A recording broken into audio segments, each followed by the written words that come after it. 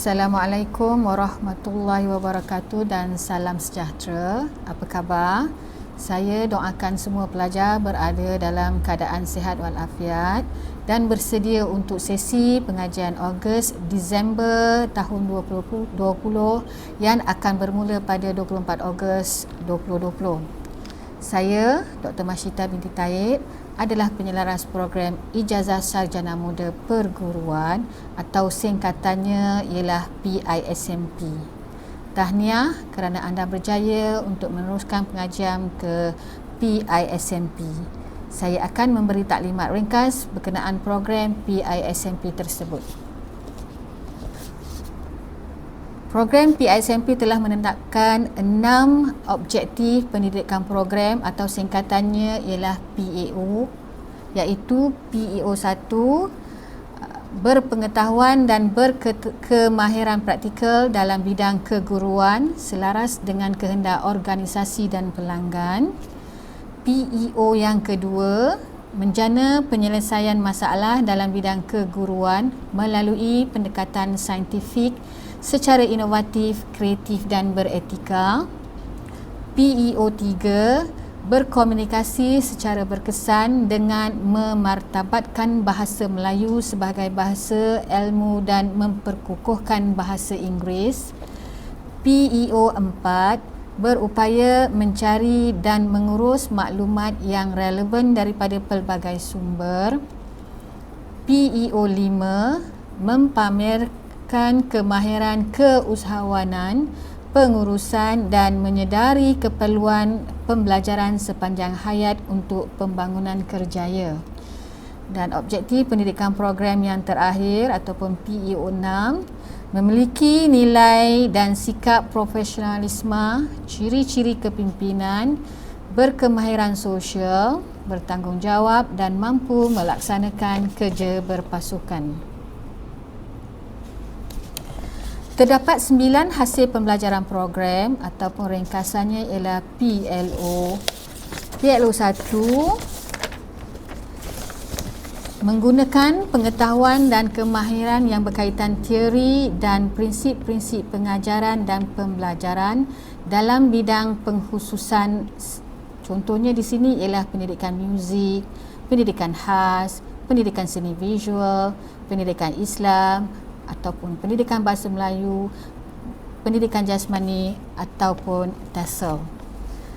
PLO yang kedua ialah mempamerkan kemahiran praktik untuk menyelesaikan masalah dalam bidang pengkhususan bagi membina pengalaman pembelajaran yang sesuai dengan tahap perkembangan pelajar.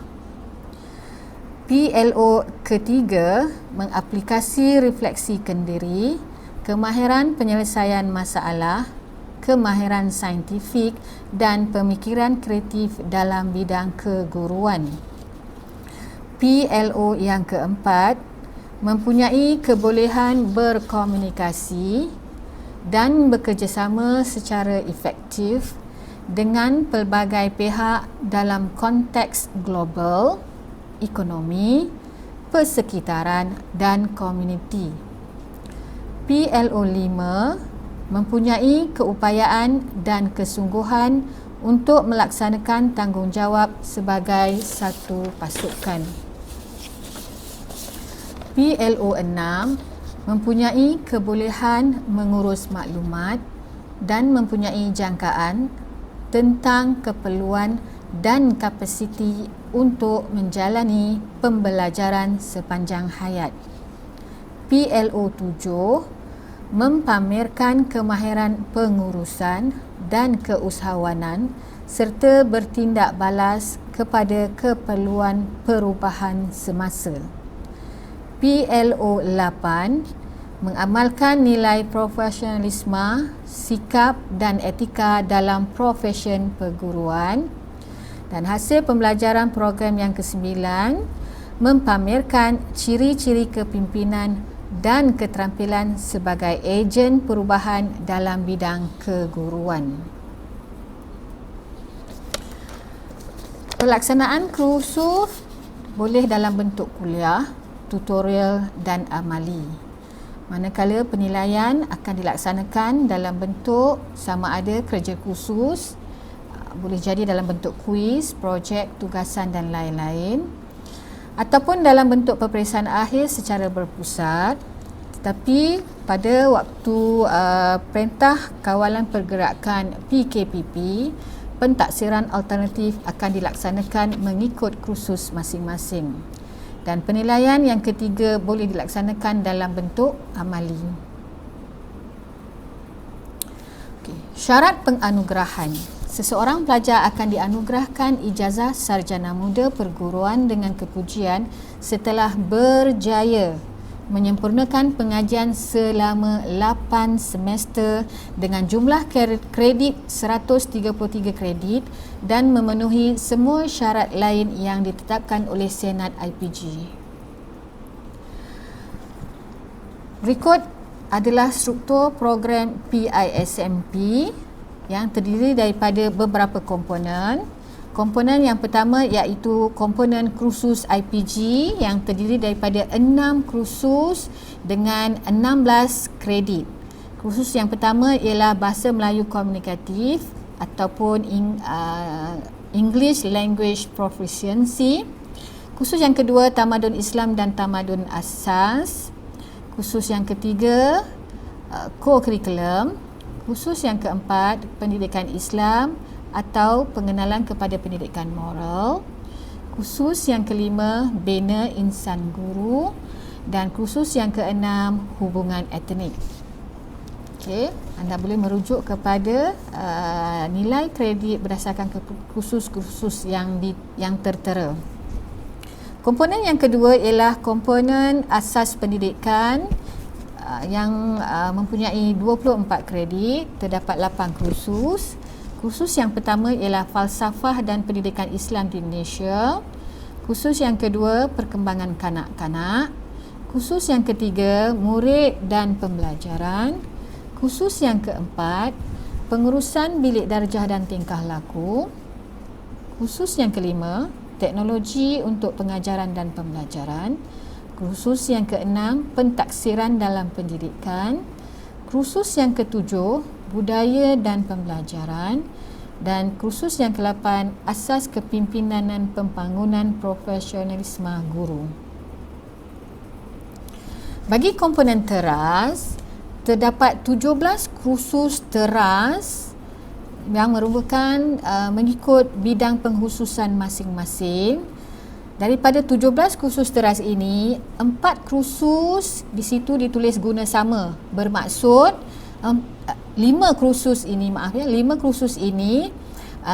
semua pelajar sama ada pendidikan Islam, pendidikan muzik, pendidikan khas akan mengambil kursus ini, tetapi kod sahaja berbeza. Di antara contoh-contoh 5 kursus guna sama ini seperti pendidikan inklusif, pendidikan asas penyelidikan dalam pendidikan dan lain-lain. Okey, komponen seterusnya ialah komponen kursus asas profesionalisme.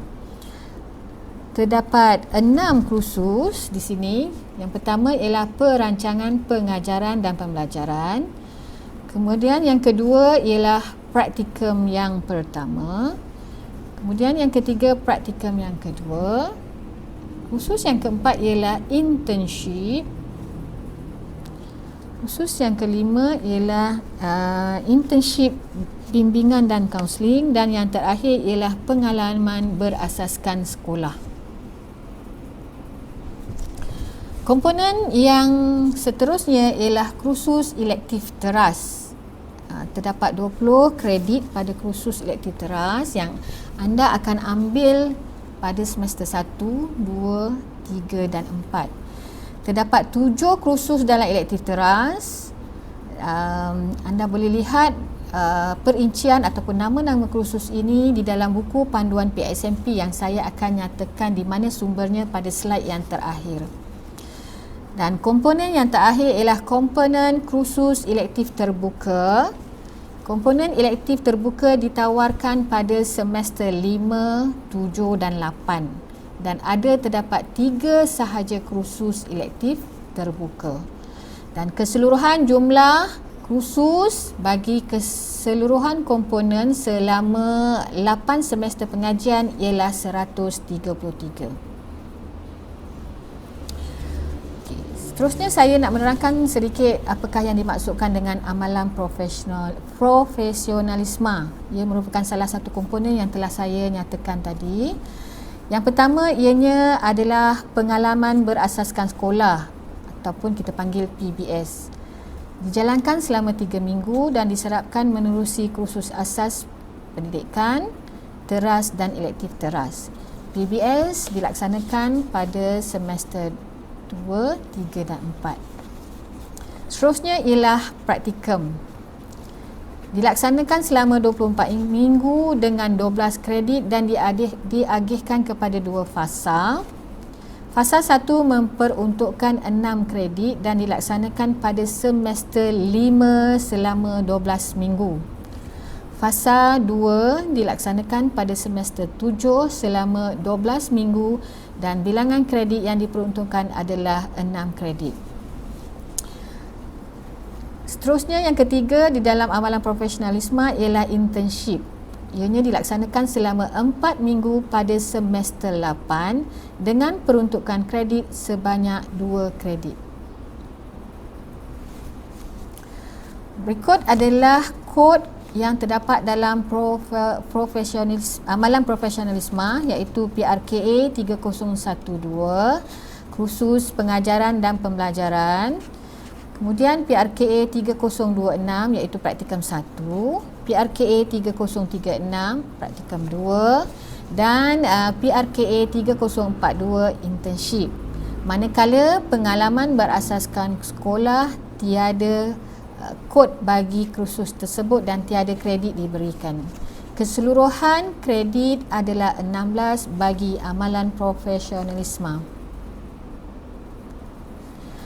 Berikut adalah kursus guna sama yang telah saya nyatakan tadi, yang merupakan kursus mengikut pengkhususan tetapi guna sama kepada semua pelajar-pelajar sama ada muzik, tasawuf, pendidikan khas dan lain-lain. Okey, kursus guna sama yang pertama iaitu seni dalam pendidikan 2 kredit. Yang kedua ialah pendidikan inklusif 2 kredit. Asas penyelidikan dalam pendidikan 3 kredit. Inovasi digital dalam pengajaran dan pembelajaran 2 kredit dan kursus guna sama yang terakhir ialah penyelidikan dalam pembelajaran 3 kredit. Seterusnya adalah penerangan berkaitan dengan elektif teras. Kursus elektif teras ditawarkan bagi membolehkan pelajar mengajar satu mata pelajaran lain selain daripada kursus teras. Skop kursus elektif teras merangkumi aspek pengetahuan kandungan, pedagogi, pengetahuan kandungan dan pentaksiran. Kursus elektif teras diperuntukkan sejumlah 20 kredit. Kursus elektif teras perlu diambil pada semester 1, 2 dan 4. Seterusnya ialah kursus elektif terbuka. Kursus ini ditawarkan sebagai pengayaan dan penyubaran diri. Pelajar perlu memilih 3 kursus elektif terbuka yang diperuntukkan sejumlah 9 kredit. Pelajar perlu mengambil kursus elektif terbuka pada semester 5, 7 dan 8, satu kursus elektif pada setiap satu semester. Penilaian untuk kursus elektif terbuka ialah 100% kerja kursus. Untuk melayari ataupun mendapatkan sumber ataupun membaca buku panduan PISMP di mana muka halaman ataupun muka hadapan buku tersebut adalah seperti yang tertera dalam slide dan anda boleh mendapatkan ataupun muat turun buku tersebut melalui portal ahli PGM seperti yang dinyatakan dalam link yang diberi. Kemudian anda dikehendaki memilih menu penerbitan dan seterusnya menu buku panduan. Di dalam buku ini ada secara terperinci nama-nama semua kursus sama ada kursus IPG, kursus teras, kursus elektif teras, kursus elektif terbuka dan kredit-kreditnya, termasuklah sinopsis bagi setiap kursus yang anda ambil. Okey, anda boleh dapatkan buku tersebut seperti link telah diberikan. Sekian taklimat program Ijazah Sarjana Muda Perguruan PISMP. Selamat belajar.